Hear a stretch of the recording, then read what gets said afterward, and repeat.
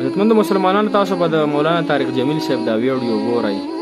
دا کم شکل او صورت چې مولانا طارق جمیل صاحب له بېګړاو کړی، آیا موږ انسانان یو؟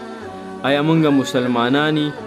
او موږ دا خلک څونه سپورټ کوو؟ د دا لایک وګوره، د دا فالوور دي کوڅې شی دا وګوره.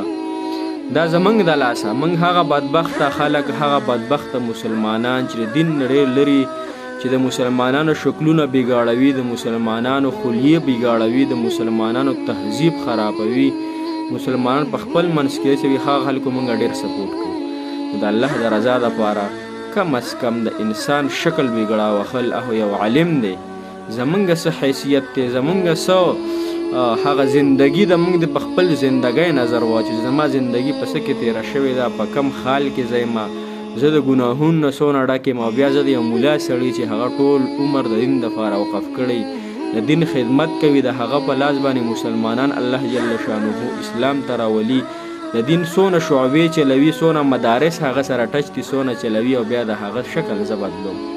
دا څونه د افسوس خبره ده عزتمندو مسلمانانو.